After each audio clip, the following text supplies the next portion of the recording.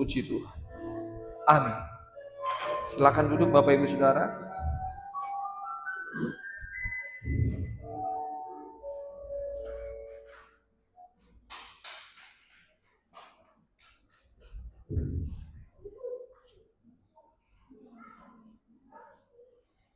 Shalom Bapak Ibu Saudara.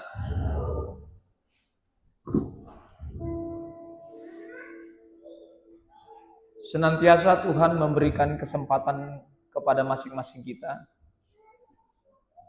untuk berurusan dengan Dia, bersilaturahmi, dan membangun diri untuk semakin dekat dengan Tuhan.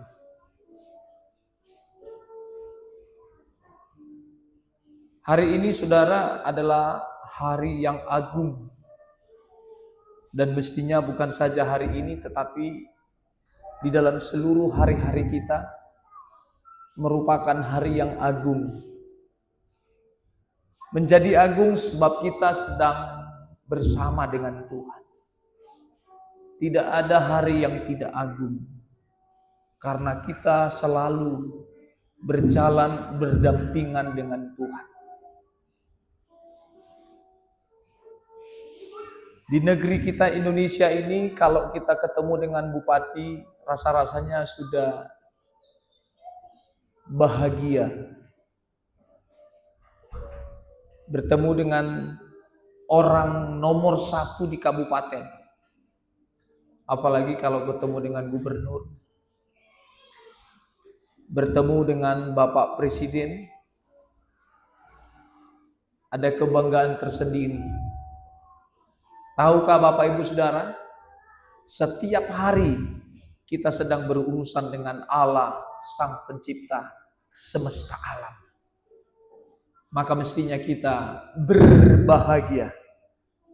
Dari hari ke hari ada Sang Pribadi Agung menyertai hari-hari kita. Haleluya. Saudara, Bapak Ibu, untuk pertemuan kali ini kita mau belajar tentang kebenaran firman Tuhan.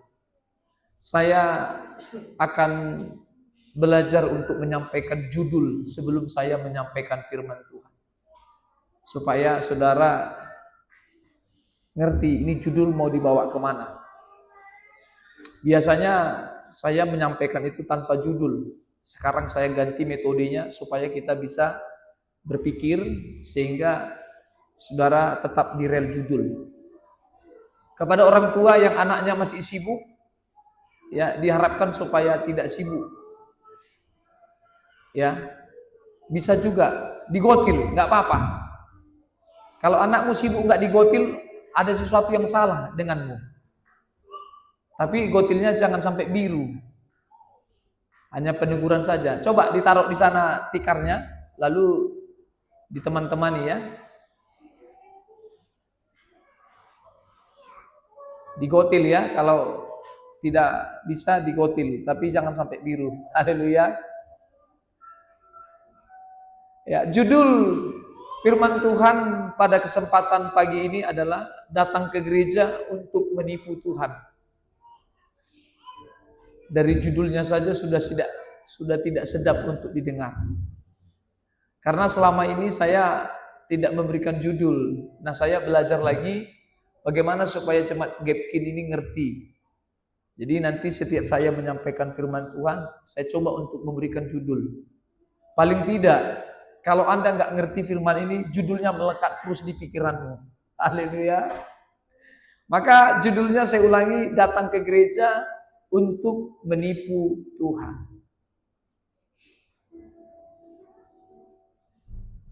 Dalam dunia yang semakin dikuasai oleh nalar logika, semuanya harus dilogikakan. Manusia terbiasa memperlakukan segala sesuatu dengan transaksi. Kalau tidak diuntungkan, jangan berteman dengannya. Kalau tidak menguntungkan, jangan masuk dalam pertemuan itu. Itu yang saya maksud tadi, dunia dipenuhi dengan nalar logika. Logika yang orientasinya bertujuan untuk menyenangkan dirimu dan menguntungkanmu. sehingga kita harus mengikut sertakan proses transaksi. Ada jual beli di dalamnya. Aku akan membelinya jika aku beruntung. Aku membelinya jika aku beruntung. Menjual dan membeli sama-sama beruntung. Padahal sebenarnya di dalam berurusan dengan Tuhan, mestinya jual beli atau transaksi harus dibabak belurkan, dimusnahkan dari peribadatan orang-orang percaya.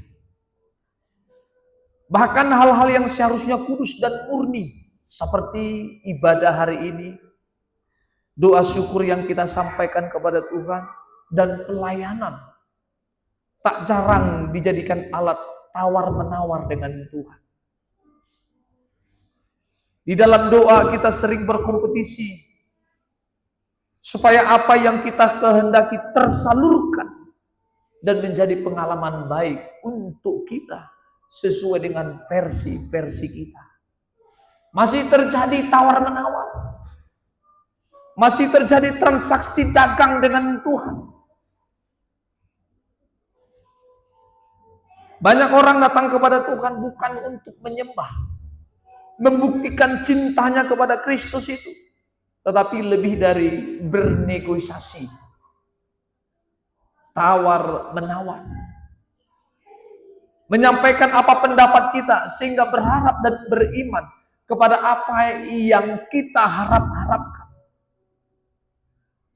Kita masih ingin memperoleh sesuatu, bahkan mendapatkan semua yang menjadi daftar doa-doa kita. Mestinya kita menyerahkan diri dan menyadari siapa kita di hadapan Tuhan. Renungan ini, saudara, akan mengajak kita untuk menelanjangi bentuk-bentuk transaksi curang yang masih dilakukan secara masif oleh orang-orang Kristen yang sering tersembunyi di balik wajah kesalehan. Kita perlu hati-hati, jangan sampai kita terjebak dan tenggelam di dalamnya, sehingga untuk berangkat keluar dari situasi itu sulit dan terlalu sulit. Maka sebelum saudara terikat kuat dengan kondisi itu, firman Tuhan diarahkan kepada masing-masing kita untuk membersihkan hati. Amin. Ibadah yang menipu Tuhan terdengar terlalu keras. Karena prinsip orang Kristen biasanya datang ke gereja memang datang untuk menyembah Tuhan. Tetapi secara faktanya kita melihat bahwa masih banyak orang Kristen datang ke gereja hanya untuk menipu Tuhan. Sesungguhnya inilah realitas rohani yang sering tak disadari oleh orang percaya. Curang artinya menipu. Curang artinya ingin dirimu saja yang diuntungkan. Dan banyak orang berusaha menipu Tuhan dengan ketaatan palsu. Tetapi di Gapkin ini, saudara, tidak ada yang menipu Tuhan. Karena juga tidak ada yang suka ibadah. Kalau saudara tidak sering datang ke gereja, tidak terlalu sulit berkata Anda curang di dalam berurusan dengan Tuhan. Karena memang tidak suka beribadah. Tetapi jika Anda sering beribadah, suka berdoa, dan saya berkata Anda datang ke gereja untuk menipu Tuhan, nah, ini akan menimbulkan konflik. You bisa marah ke saya. Orang yang tak bergereja disebut orang Kristen yang curang di dalam bertuhan. Bisa saja mereka tidak marah, Bapak Ibu, karena merasa memang ya mereka akan menarik diri. Kalau saya ke gereja, gerejanya nanti tumbang. Tetapi kalau orang beragama secara serius, maka kami pendeta memberikan ajaran, ternyata Anda datang ke gereja hanya untuk mau menipu Tuhan. Nah, ini pengajaran keras. Bisa jadi Anda murka. Padahal ini bukan untuk menyudutkanmu, tetapi untuk memberangkatkanmu dari kondisi-kondisi itu. Kalau saudara dalam keadaan berkenan di hadapan Tuhan, mendengar kalimat ini tidak akan tersinggung. Itu yang pertama. Yang kedua, kalau saudara memang benar-benar tidak berkenan di hadapan Tuhan, bisa jadi saudara apatis dengan kalimat ini. Tidak mau tahu. Disebut menipu Tuhan atau tidak mau tahu. Yang penting aku beruntung. Aku diuntungkan. Sehingga kita sedang dalam kelompok yang mana? Tersinggung karena kita memang benar-benar berada dalam kondisi itu. Atau justru tidak tersinggung sebab kita tidak mempersoalkan itu. You mau ngomong apa Pak Pendeta terserah. Yang penting saya beribadah. Apa yang menjadi kepentinganku terwujud. Tetapi orang yang serius mencintai Tuhan, datang beribadah, harus kehilangan diri. Di saat saudara kehilangan diri, di sana kita sedang menemukan Tuhan. Menyangkal diri dan memikul salib. Kehilangan diri bukan berarti menghilangkan kewarasanmu. Tetapi menghilangkan seluruh instrumen yang ada di pikiran dan perasaanmu. Sehingga tidak lagi memperalat Tuhan. Satu-satunya kondisi kedatanganmu kepada Tuhan hanya untuk memperbaiki sikap. Sehingga serupa seperti sikap Kristus yang kita sembah itu. Sehingga tidak ada kepentingan lagi. Tidak ada kepentingan lain. Satu-satunya hanya kepentingan untuk datang dan memperbaiki sikap. Bukan untuk mau bertransaksi dengan Tuhan. Melakukan dagang, melakukan tawar-menawar dengan Tuhan.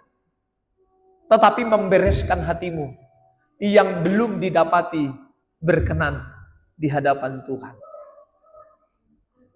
Ini menjadi koreksi kita bersama, saudara. Masih banyak terlihat religius atau tampak saleh, tetapi memiliki motivasi buruk. Kita berdoa supaya Tuhan memenuhi ambisi kita, bukan supaya kehendak Tuhan yang jadi nyata di dalam kehidupan kita. Yesus pernah menegur keras para pemimpin agama yang hidup seperti itu. Mereka berpuasa dengan wajah muram supaya dilihat orang. Mereka memberi sedekah dengan bunyi trompet supaya dipuji banyak orang.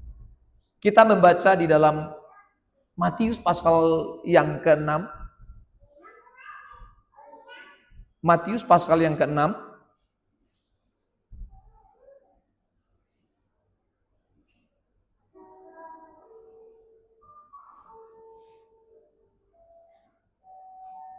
Ayat yang pertama.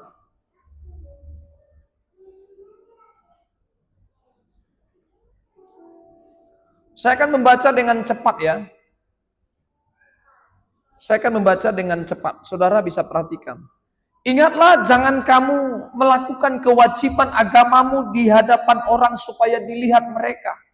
Karena jika demikian kamu tidak beroleh upah dari Bapamu yang di surga.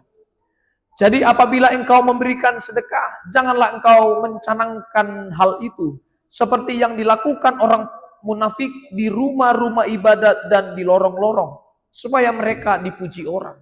Aku berkata kepadamu, sesungguhnya mereka sudah mendapat upahnya.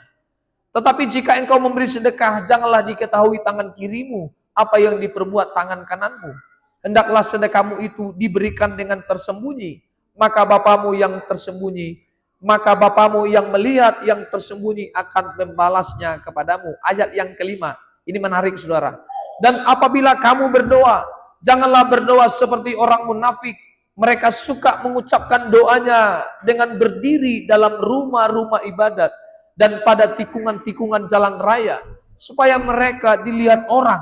Aku berkata kepadamu, sesungguhnya mereka sudah mendapat upahnya. Ini perilaku orang-orang Farisi dan para ahli Taurat. Tokoh-tokoh agama pada waktu itu. Sehingga Yesus harus mengeluarkan perkataan-perkataan tajam yang menghakimi orang-orang Farisi. Mereka beribadah hanya untuk supaya dilihat orang. Bagaimana dengan kita? Apakah kita beribadah supaya ada sesuatu yang terlaksana? Ada ambisi-ambisi di dalam agendamu terlaksana? Atau memang kita datang kepada Tuhan untuk mengoreksi, membersihkan selubung-selubung yang masih ada di dalam hatimu, sehingga dari hari ke hari tujuan-tujuan kita menjadi bersih di hadapan Tuhan. Keberagaman dilakukan, dikerjakan hanya untuk supaya dilihat orang.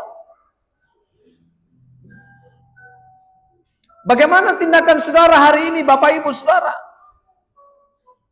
Ibadah bukan lagi sebuah persembahan kasih, tetapi investasi rohani untuk mendapatkan penghargaan.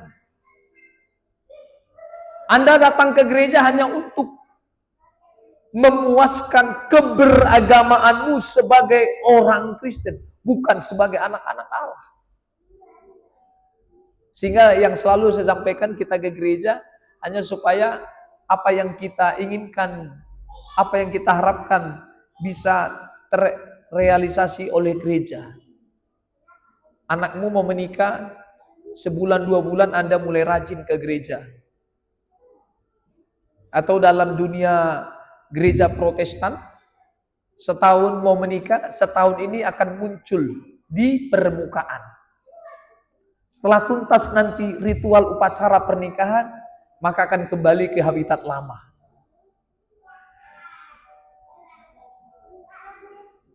Di gereja ini banyak, kita sedikit orangnya, tetapi banyak yang melakukan hal demikian. Ada satu ada satu jemaat di tempat ini.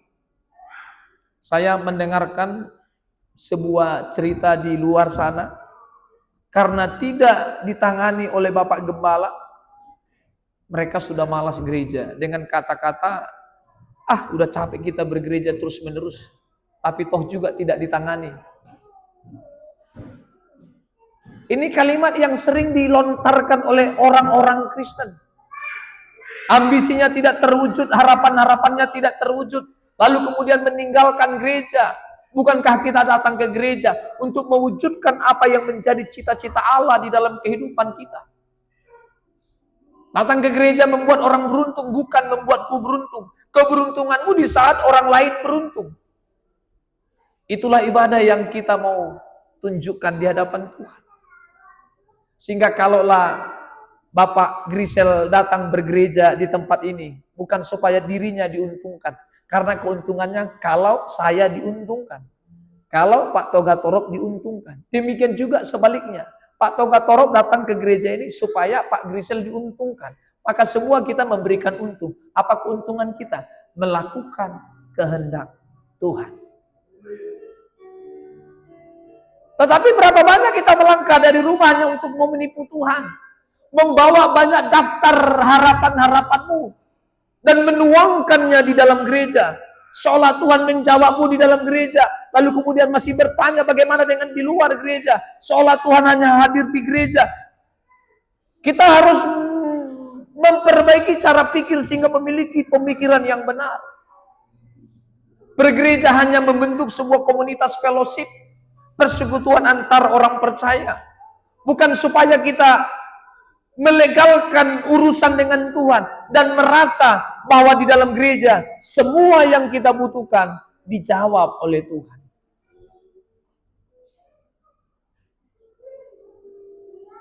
Tetapi kita masih banyak ambisi-ambisi supaya terjawab sesuai dengan harapan-harapan kita.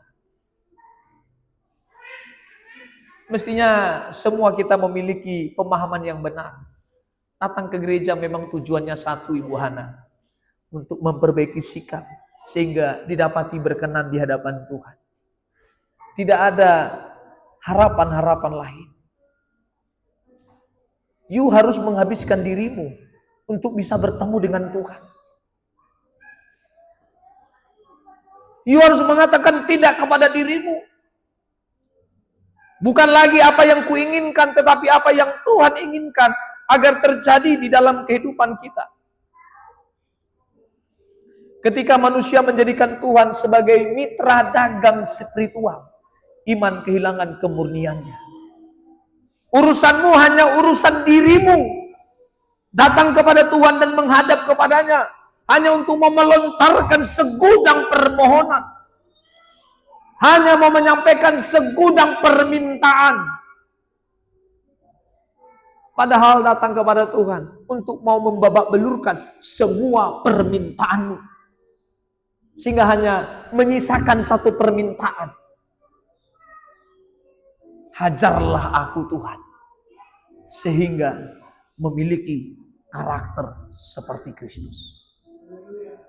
Itulah permintaan orang yang sungguh di dalam berurusan dengan Tuhan. Sehingga urusan kita datang ke gereja hanya untuk mau menipu Tuhan, seolah dia bisa ditipu. Ini hanya sebuah judul wejangan yang akan menggugah pikiran kita. Bagaimana cara saya menipu Tuhan? Bukankah dia Allah yang tidak bisa ditipu? Yes, dia Allah yang tidak bisa ditipu, tetapi kita masih sering menipu dia. Bagaimana kita bisa menipu Tuhan? Yuk katakan Tuhan baik. Yuk katakan Tuhan adalah Allah yang kita sembah. Yesus adalah Allah yang kita sembah. Tetapi hidupmu tidak serupa seperti perilaku Tuhan. Itulah kita sedang di dalam kondisi yang tersesat. You berkata Tuhan baik, tetapi hidupmu tidak seperti apa yang Ia kehendaki. You berkata Yesus juru selamat, tetapi di dalam dirimu tidak ditemukan karakter dan perilakunya. Maka menipu Tuhan bukan seperti kita menipu Tuhan bukan seperti kita menipu teman kita. Kalau kita tipu teman kita, bisa dipastikan itu orang tidak tahu. Tetapi kalau kita menipu Tuhan, dia pasti tahu. Maka cara kita menipu Tuhan adalah kita berkata, dia sang juru selamat. Tetapi hidupmu jauh dari karakternya. Haleluya. Kita mau bertobat. Masih ada yang mau menipu Tuhan? Banyak yang menipu Tuhan di sini? Banyak, Pak. You berkata Yesus juru selamat, tetapi sikapmu tidak seperti sikapnya. Dimaki direndahkan masih marah. Dimaki direndahkan ingin memaki dan merendahkan juga. You berkata anak-anak Allah, tetapi hidupmu tidak mencerminkan ada karakter Kristus di dalamnya. Itu yang disebut Anda sedang menipu Tuhan. Datang bergereja hanya untuk ingin menipu Tuhan. Kalau saudara tidak mau menipu Tuhan, datanglah ke gereja dengan satu agenda. Kehendakmu yang jadi bukan lagi kehendakmu. Maka seluruh peristiwa kehidupan kita di dalam perkenanan Tuhan itu adalah berkat-berkat Tuhan. Tak perlu mencurigai Tuhan, Bapak Ibu Saudara. Tidak ada lagi waktu untuk mencurigai Tuhan. Sebab segala sesuatu yang kita jalankan berdasarkan kehendaknya. Sehingga mengapa kita harus takut dengan menjalani hari ini? Bukankah Dia Allah yang tahu setiap langkah-langkah kita? Maka mengapa kita masih mencurangi Tuhan di dalam berurusan dengannya? Tuhan tidak bisa tertipu oleh liturgi yang megah, oleh pertemuan-pertemuan ibadah yang kita lakukan hari ini, suara nyanyian yang merdu, atau persembahan yang banyak, jika hati kita tidak murni di hadapannya. Seperti lagu PJK yang baru saja kita nyanyikan. Semua Tuhan tahu. Perilakuku Tuhan tahu. Lalu mengapa kita masih mencurangi hari-hari ini? Kita masih bersoal sampai kepada menimbulkan dosa. Kita masih berelasi dengan siapapun. Juga masih kompromi terhadap kesalahan-kesalahan yang kita lakukan. Kita masih membangun keluarga, tetapi di dalamnya tidak ada membangun sistem pemerintahan kerajaan Allah. Kalau semuanya kita hidup di dalam membangun pemerintahan kerajaan Allah, maka dipastikan apapun yang terjadi dalam hidupmu, saudara akan berkata, ini pun berkat Tuhan. Tetapi kita masih sering cengeng ya. Masih terlalu cengeng di dalam menjalani hari. Maka pukullah dadamu dan berkata kepada Tuhan, kuatkanku untuk menjalani hari dengan tangguh di dalam Tuhan. Sehingga tidak ada lagi yang menakutkanmu. Ketakutanmu hanya satu, jangan sampai aku melukai hati Tuhan. Dunia yang jahat tidak akan pernah bisa menakutkanmu kalau saudara serius di dalam mencintai Tuhan. Sakit penyakit yang menghampirimu juga tidak akan menakutkanmu. Sebab ketakutan kita hanya satu, jangan sampai kita melukai hati Tuhan. Tidak ada kegentaran selain satu ini, Bapak Ibu Saudara. Tetapi berapa banyak di dalam pikiranmu harapan-harapan yang belum terwujud. Apalagi ini di akhir tahun. Biasanya di awal tahun mulai gila kita. Ya, orang Kristen di awal tahun mulai gila. Semua harapan-harapannya disampaikan ke Tuhan. Dia pikir Tuhan hanya hadir di saat tahun baru. Maka perubahan tanggal dengan perubahan tahun, saudara jangan menjadikan itu berhala.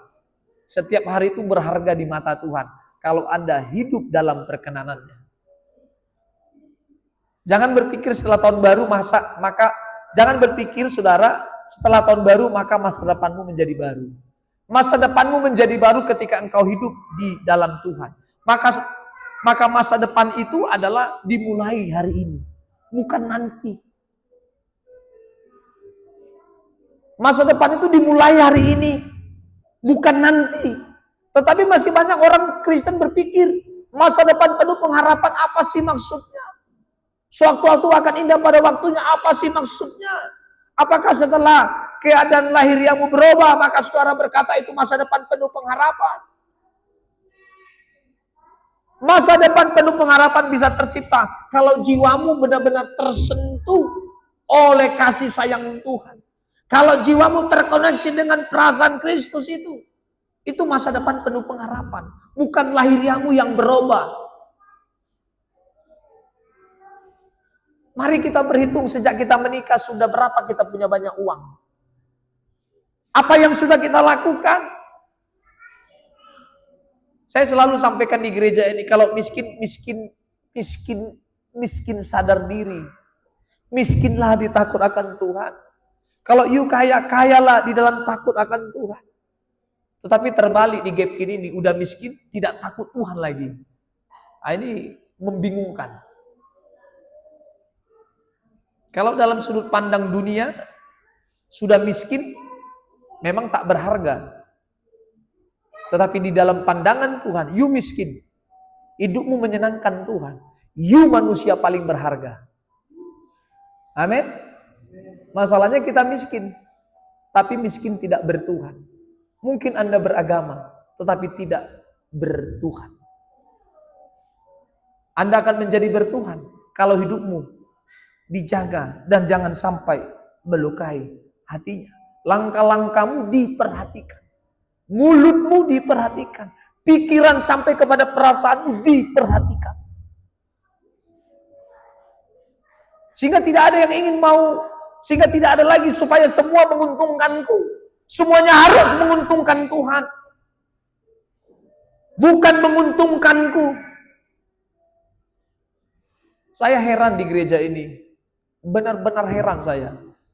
Tapi saya belajar lagi dan ngomong ke Tuhan. Tuhan, saya tak perlu heran dengan model jemaat gap ini. Yang perlu saya herankan, ini saya. Benar nggak Tuhan panggil untuk memberikan teladan bagi jemaat yang Tuhan percayakan? Itu yang saya herankan. Benar nggak menjadi contoh?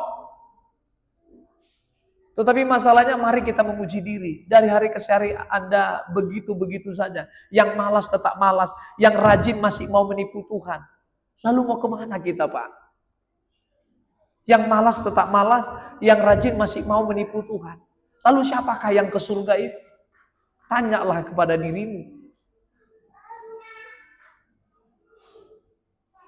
Semua kita masih sibuk di dalam menjalani hari, tetapi tidak pernah sibuk melihat sikapmu yang masih curang di dalam berurusan dengan Tuhan. Kita masih terlena dengan banyak kondisi. Mestinya saudara kuat, tidak lagi menjadi cengeng. Apa yang membuatmu cengeng? Ada banyak persoalan-persoalan yang menghimpitmu lalu membuatmu cengeng. Satu cerita saudara, kemarin saya dengarkan radio, ini orang yang tidak mengenal Tuhan. Dia punya penyakit 17 tahun, tapi sewaktu-waktu dia minum obat menjadi sehat. Lalu dia berkata, 17 tahun saya tidak bisa bergerak.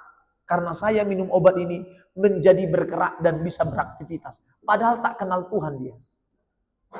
Kristen masih menanti-nantikan itu. Anda salah masuk ruangan. Kristen tidak lagi mengharapkan supaya Tuhan menyembuhkan sakit penyakitmu. Tapi Kristen sejati mengharapkan bagaimana Tuhan, apa yang ia rencanakan terjadi dalam kehidupanmu. Entah dalam keadaan sakit tak pernah sembuh, entah dalam keadaan miskin tak pernah kaya. Tetapi kehendaknya yang ditularkan di dalam hari-harimu. Haleluya. Bahkan orang yang tidak mengenal Tuhan juga bisa menerima kesembuhan.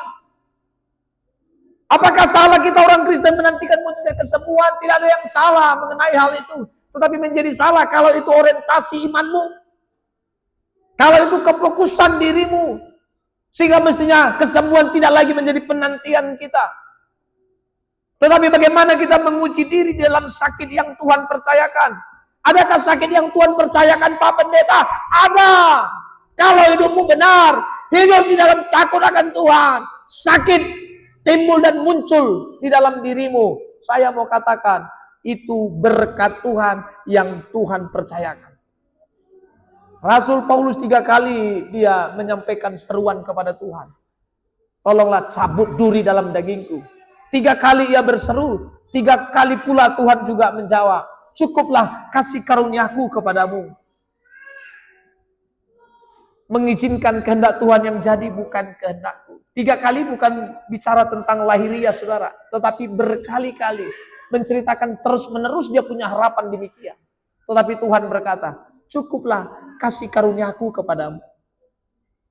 Itu memberikan pesan, entah kau dalam keadaan sakit tak pernah sembuh, maka katakanlah kepada Tuhan itu, kuatkan dan teguhkanlah hatiku untuk tetap mencintaimu, ya Tuhanku, ya Allahku. Haleluya.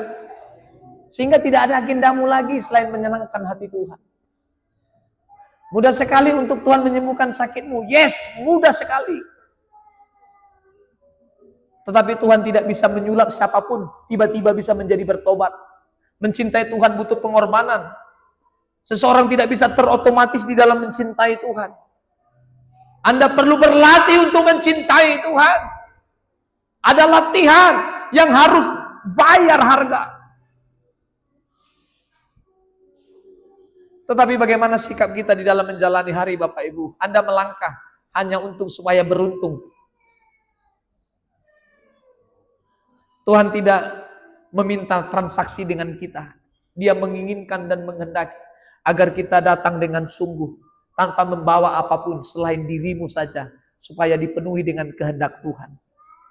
Maka kalau hari ini kita sudah terlalu lama berada di dalam kehendak kita, mestinya kita berdoa kepada Tuhan, kembalikan aku, pulangkan aku ke dalam kehendak-Mu. Amin. Pulangkan aku ke dalam kehendak-Mu. Kembalikan aku ke dalam kehendak-Mu. Itu yang disampaikan Tuhan Yesus. Barang siapa mau mengikut aku, ia harus menyangkal dirinya, memikul salibnya setiap hari dan mengikut aku.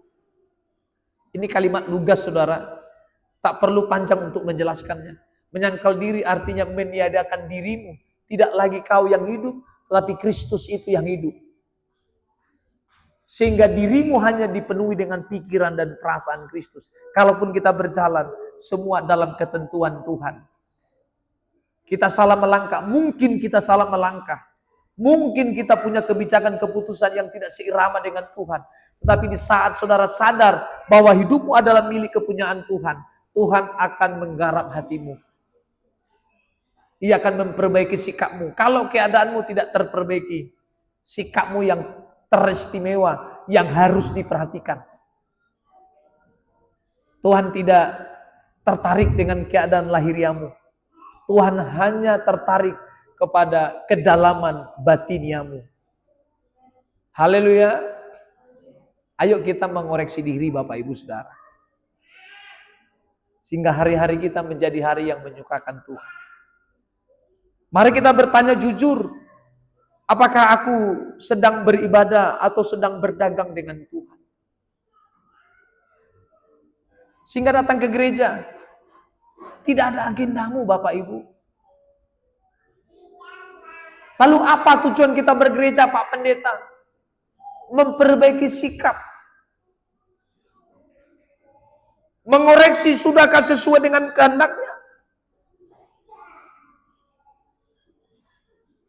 Tidak ada ambisi agenda apapun yang mau dibawa ke dalam gereja. Saya selalu sampaikan kalau di dalam gereja ini ajarannya tidak benar, silakan cepat-cepat keluar. Dan saya juga sering menyampaikan, keluarlah dari gereja ini kalau Anda pindah kampung. Dan kalau pendeta tidak menjelaskan firman dengan murni. Tetapi kalau masih toh juga di Perawang ini, janganlah berpindah. Tetapi menjadi pertanyaan tajamnya, apakah kawan-kawan kita yang sudah pindah dari Gapkin, tetapi masih juga di Perawang, terganggu karena kebenaran firman yang murni? Atau ada penyebab-penyebab lainnya?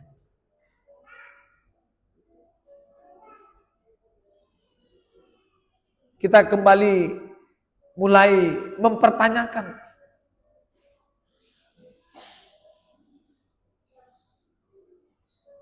Hari ini datang, besok tidak datang. Hari ini datang, besok tidak lagi datang. Yang mau kemana? Ini mau dibawa kemana? Hari ini bergereja, besok berdosa. Dalam satu minggu satu kali beribadah. Dan ada 6 hari kita tidak berurusan dengan Tuhan. Berapa banyak kita tampil demikian?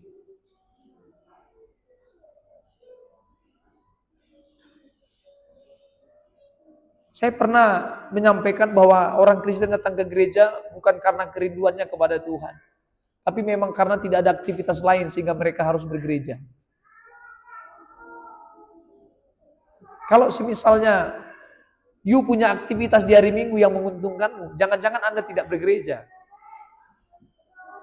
Tapi karena hari Minggu tidak ada agenda lain, tidak ada tujuan-tujuan lain, maka membuatmu harus ke gereja. Karena tidak punya kegiatan lainnya. Saya berusaha Bapak Ibu Saudara menyampaikan apa yang saya khotbahkan ini di grup, di YouTube juga walaupun sepenggal. Karena saudara bisa lihat rekaman ini, 1 jam kurang lebih saya masukkan ke YouTube, tidak diterima, saya juga bingung. Saya gak capek juga untuk mengeditnya supaya bisa dimasukkan 2-3 menit. Saya kurang tahu Anda sebagai jemaat melihat itu atau tidak. Saya ngomong sama Ibu Bal, nanti kalau saya mati paling tidak anakku bisa lihat itu. Paling tidak orang bisa lihat.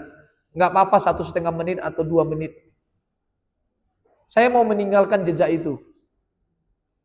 Saya mau meninggalkan warisan itu. Bahwa berurusan dengan Tuhan itu tidak boleh macam-macam. Mestinya satu macam. Macamnya harus sesuai dengan macamnya Tuhan. Haleluya. Berapa banyak Anda masih macam-macam dengan Tuhan? Dia Allah yang mampu menolongmu, tak perlu ragu dengan itu. Tapi ragukanlah dirimu, sudahkah serius? Berapa waktu yang lalu saya menyampaikan, saya dapat undangan dari gereja GBI di Tulung Agung, di Jakarta. Mereka lihat postingan saya, tergugah hatinya. Padahal jemaat Gapkin susah tergugah. Saya malah bingung. Ini saya diperhadapkan dengan manusia macam apa Tuhan? Kok mbak susah banget ya? Orang tak kenal saya dia undang. Ini seorang pendeta dia WA saya, Pak Pendeta itu benar postingan Bapak? Iya benar.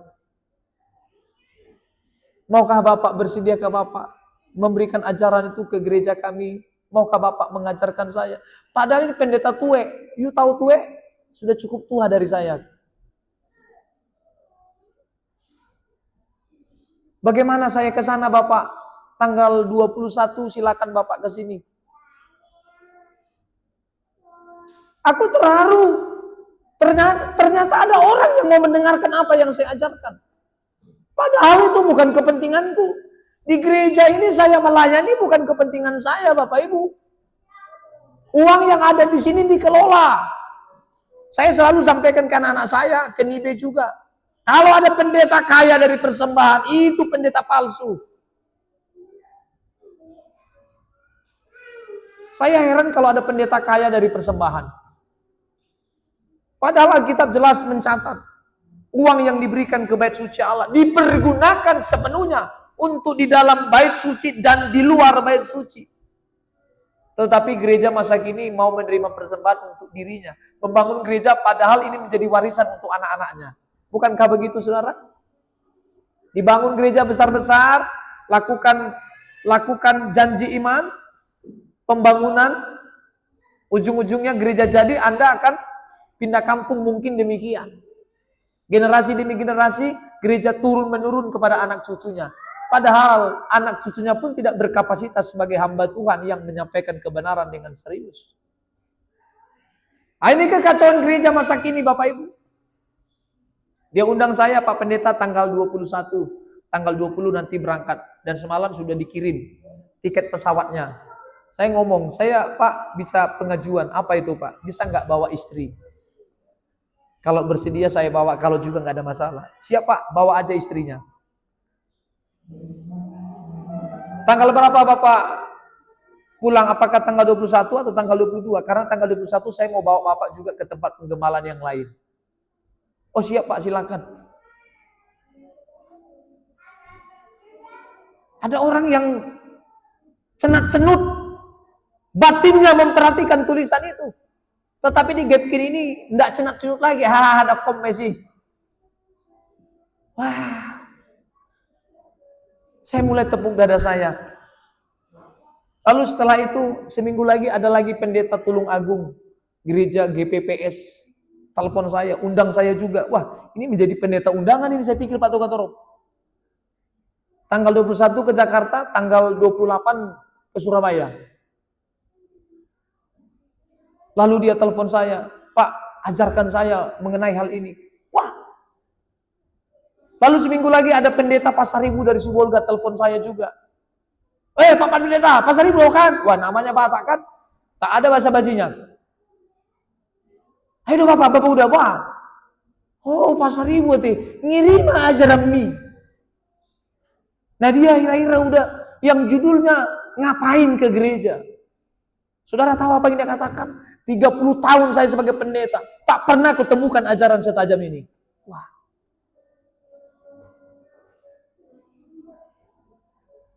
Ada orang yang mengakui 30 tahun dia buka hatinya. 30 tahun dia pelayanan sebagai pendeta, tak pernah mendengar ajaran setajam itu. Lalu saya menyampaikan, apakah itu benar atau tidak? Ini yang paling benar. Sehingga kita para pendeta harus banyak bertobat. Wah, hampir satu jam saya ngobrol dengan Pak Pendeta Pasaribu ini. Ngapain ke gereja itu judulnya? Kita ke gereja hanya untuk memuaskan perasaan. Dari rumah sedih, di gereja senang. Pulang sedih lagi. Sedih bukan karena dosamu. Sedih karena banyak persoalan-persoalan lahiriamu. Padahal kesedihan itu hanya terpusat kepada satu arah. Sedih karena masih melakukan dosa. Itu tulisan yang saya uraikan arahnya ke sana. Tetapi banyak gereja yang masih menipu. You punya masalah, serahkan kepada Tuhan. Datang sedih, pulang dengan sukacita. Dan saya menyampaikan, itu sukacita palsu. Anda harus pulang dengan sedih, karena dosamu terbuka lebar. Dan tugas kita menyelesaikan dosa itu. Dosa yang masih tersimpan di hati. Untuk melepaskan, Anda harus bayar harga. Dosa yang sudah mengikatmu, tidak dengan mudah kita bisa melepaskannya. Anda harus bayar harga. Menyangkal diri, memikul salib. Itulah orientasi Injil Kristus itu. Itu tujuannya. Haleluya. Dia mau pelayanan ke Pasar Ibu di Perawang udah. Ido. Lalu saya mulai merenung. Saya ngomong juga sama Ibu Gembala. Di gap kiri ini rasa-rasanya yang saya sampaikan ini masuk ke kiri, bukan keluar ke kanan, Bu. Mutul. Itu sama mutul. Malah masuk ke kiri, keluar ke kanan, tahu be, ada bekas-bekas nakan itu. Aku tahu. Masuk ke kiri, mutul Pak. Toga torok. Tus. Apalagi ada musim isun, ku tahunya itu Pak, tapi sulit melakukannya, tidak tahu kau sebenarnya itu. Kalau kau tahu, tetapi tidak melakukannya, Anda penjahat. Ada lagi. You tahu, tak melakukannya, menipu Tuhan. Nipu orang saja kita penjahat Bapak Ibu. Apalagi nipu Tuhan. Ayo kita berbenah saudara. Hati yang tulus tidak menghitung-hitung untung rugi dalam beriman. Orang yang benar-benar mengenal Tuhan akan berkata seperti Ayub, meskipun Tuhan membunuhku, aku tetap mempercayainya. Ini kalimat yang sangat vulgar sekali saudara ya. Kalimat yang sangat frontal sekali. Di dalam Ayub pasal 13 ayat yang ke-15. Lihatlah, ia hendak membunuh aku. Tak ada harapan bagiku. Namun aku hendak membela perilakuku di hadapannya. Ada satu terjemahan versi mudah dibaca dengan kalimat yang lugas. Seperti ini kalimatnya. Sekalipun ia membunuh aku, namun aku akan berharap kepadanya. Kebayang nggak kalau Tuhan mau menghancurkan kita, tetapi kita tetap cinta kepada Dia? Karena keyakinannya tanpa keraguan-raguan. Entah apa yang Tuhan lakukan, terpujilah Tuhanku. Mempertahankan integritas diri di hadapan Sang Pencipta itu. Tidak lagi bernegosiasi supaya Tuhan menerima. Tetapi berapa banyak di antara kita masih menenangkan diri hanya untuk membenarkan sikap-sikap kita. Menenangkan diri hanya untuk membenarkan sikap-sikap kita di hadapan Tuhan. Mestinya kita membuka lebar, hantam aku Tuhan. Ketika aku tidak berkenan di hadapan Tuhan. Haleluya. Bahasa yang sering saya gunakan hajar, hari ini hantam. Siapa yang mau dihantam Tuhan? Semuanya kita takut. Di minggu lalu kita membahas tabur tuai. Hari ini melakukan apa? Belum tentu kita mendapat seperti apa yang kita lakukan di dunia ini. Tetapi nanti di kekekalan itu, tidak ada yang bisa menunda. Hari ini jahat, belum tentu dihajar Tuhan. Tapi nanti, you akan dihantam. Kalau di dunia ini Tuhan menghantammu, itu tanda cinta kasih-Nya supaya Anda berbalik dari langkah-langkahmu. Orang yang kukasihi akan ketegur dan kuhajar. Haleluya. Jadi kalau saudara Bapak Ibu merasa aman-aman saja hari ini, hati-hati. Jangan-jangan kita sedang masuk dalam jebakan Batman. Ya. Jadi kalaupun anak-anak ribut, Anda jangan terganggu ya. Tapi bagaimana lah, nggak ribut aja Anda terganggu kan? Ayo kita serius. Mama-mama yang cukup umur yang sudah 40 tahun ke atas, you bentar lagi mati, bertobat. Ya, pelan-pelan benahi diri. Untuk bahasa ekstrimnya bukan lagi pelan-pelan, gas terus. Tak ada waktu dan kesempatan untuk berleha-leha. You tahu arti berleha-leha? Tak ada waktu untuk bermain-main. Setiap detakan jantungmu, denyutan nadimu, itu kesempatan untukmu mengubah diri. semakin dekat dengan Tuhan. Percaya bahwa Yesus adalah Tuhan. Itu akan membawa karaktermu semakin dekat dengan Dia. Sehingga langkahmu diperhatikan dari hari ke hari. Sehingga menjadi langkah yang berkenan di hadapan Tuhan. Kita sudah tua, Pak. Bisa mati kapan saja. Bisa selesai kapan saja. Bisa selesai kapan saja.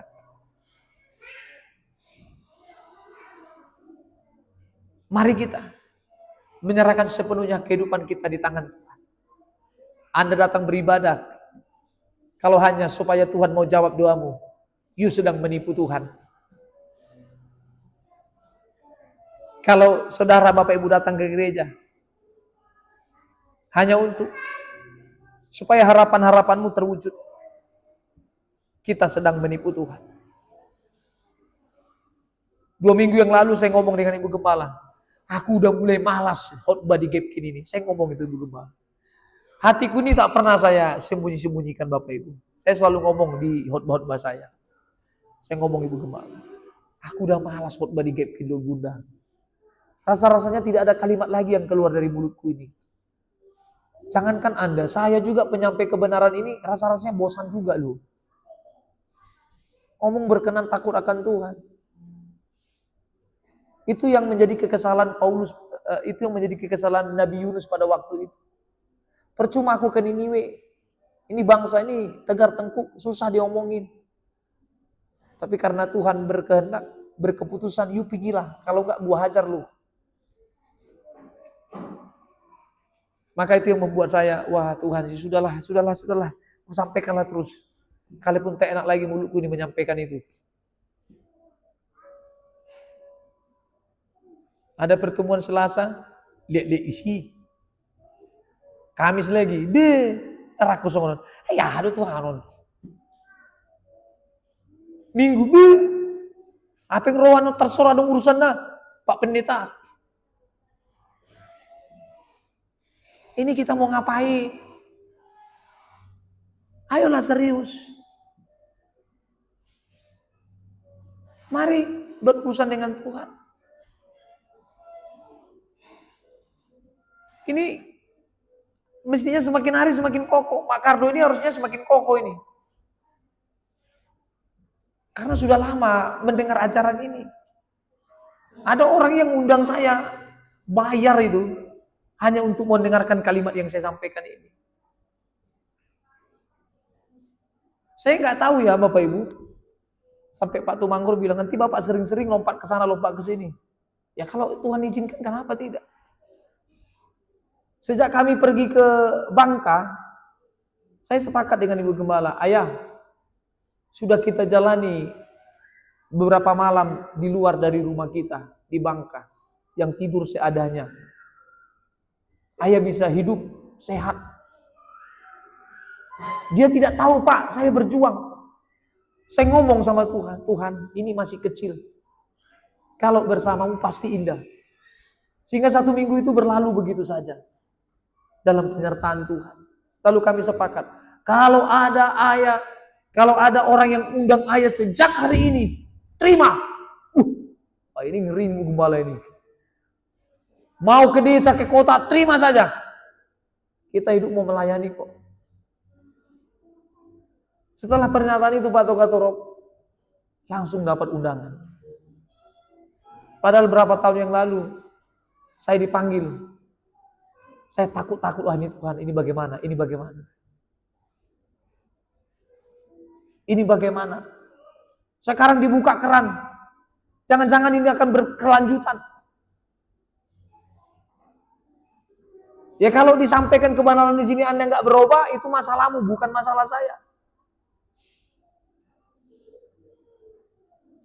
Ayo kita mau bertobat bareng-bareng Bapak Ibu. Saya juga kurang tahu ini kenapa ya Tuhan. Kok saya kayak gini bentuknya diundang. Waktu saya diundang di sana pasti nggak ada yang enak-enak. Padahal biasanya kalau sini bilang pendeta khotbah di mana-mana diundang, itu bagaimana supaya jemaat terhibur. Cobalah bayangkan Ibu Hana, saya kedatang lalu saya bilang jemaat itu datang ke sini hanya untuk mau menipu Tuhan. Wah, nggak ada yang suka dengan kalimat itu. Kemarin kami di Bangka Pak khotbah, judulnya datang ke gereja dan tersesat di dalamnya. Setelah pulang gereja, saya disalam dengan jemaat di sana. Kok ngeri kali khotbahnya Pak? Padahal di Gapkin itu makanan sehari-hari. Bahkan sudah menjadi bosan, sama seperti orang Israel nih Be. Orang Israel dikasih manna, suka enggak? Suka enggak? Halo? Orang Israel dikasih manna suka enggak? Ya jangan-jangan cuman Gapkin enggak tahu manna itu apa. 1-2 kali enak. Terus dikasih wadah enak ini. Ah begitu kebenaran ini. Kalau Anda tidak mau menikmatinya, enggak ada enak-enaknya. Lalu dikasih burung gagak. Burung apa? Burung apa itu? Hah? Yang Tuhan kirimkan? Hah? Burung apa Pak? Tanpa dipotong, tanpa dipanggang, langsung wah brutal ya. Padahal kalau di mulut ini tidak enak, fungsinya menyegarkan jiwamu, mestinya itu makanan sedap untuk kita. Tapi kebanyakan kita karena ini nggak enak, nggak ditelan. Padahal ajaran sehat itu semakin tidak enak dengan seleramu, justru makanan itu semakin membersihkan jiwamu. Semakin benar kebenaran firman itu, semakin gak enak dikonsumsi, Bu.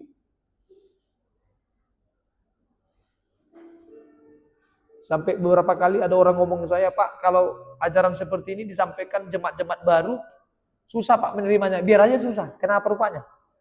Dulu kami Pak ada sistemnya penginjilan, ada sistemnya penggembalaan pastoral. Padahal mulai saya belajar lagi Alkitab, ngapain? Jangan buat ajaran-ajaran yang melemahkan. Kalau sejak awal dia masuk Kristen lalu kita ngomong sangkal dirimu, pikul salibmu, gak enak ikut Yesus, keluar aja. Ngerti maksudnya? Ini ketika ikut kuat Pak. Ini masalahnya baru masuk Kristen lalu dicekokin dengan ajaran-ajaran yang menyenangkan telinganya. Tuhan Yesus pasti sembuhkan. Mau menerima Yesus supaya sembuh sakitmu?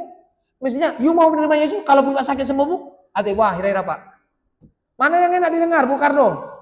You terima Yesus sembuh sakitmu atau you terima Yesus gak sembuh sakitmu? Harusnya demikian. You terima Yesus sembuh tidak sembuh sakitmu. Tapi kita sering memberikan harapan palsu, didukung sama iblis. Akhirnya sakit pun sembuh. Dan mulai terjebak di kondisi itu. Ternyata kalau meminta kepada Tuhan, Tuhan berikan. 2, 3, 4, 5 kali, 100, 200 kali diterima. 1 kali mulai mendesak, Tuhan tolonglah. Enggak, Tuhan tolong menurut versi dia. Mulai meninggalkan Tuhan. 1000 kebaikan yang Tuhan berikan, satu saja kekacauan yang tidak serupa dengan pikirannya. Mulai. Mestinya dari awal. Guru, aku mau ngikut engkau. Lalu Tuhan Yesus ngomong apa saudara? Sangkal dirimu, pikul salibmu, ikutlah aku. Wah. Sangkal dirimu, kosongkan dirimu. Sehingga hanya dipenuhi dengan kehendak Tuhan. Amin. Maka berbisnis, berusaha, bekerja. Bukan supaya engkau beruntung. Supaya apa Pak Pendeta?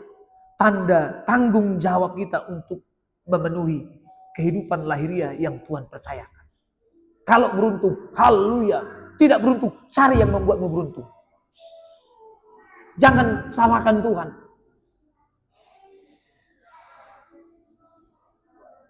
Masih banyak gereja terjebak dengan ritual semacam itu. Buka bengkel, lalu panggil Tuhan, potong pita, beli mobil. Juga masih melakukan ritual semacam itu. Kalau tidak dilakukan, rasa-rasanya tidak melibatkan Tuhan. Padahal berurusan dengan Tuhan itu batin yang harus diperiksa. Amin. Batin. You beli mobil berapa banyak, tak perlu didoakan seperti orang-orang yang melakukan itu supaya tidak kecelakaan. Yang perlu bagaimana kita menggunakan mobil ini di dalam takut akan Tuhan. Itu yang didoakan. Amin. Bukan didoakan supaya jauh dari kecelakaan. Tak perlu Anda berdoa kepada Tuhan. Tuhan jauhkanlah dari kecelakaan. Dia tahu apa yang harus dia lakukan. Tapi berapa banyak kita selalu berdoa, Tuhan aku mau ke Medan, jauhkan dari mara bahaya. Wah, ngajari Tuhan lagi nih.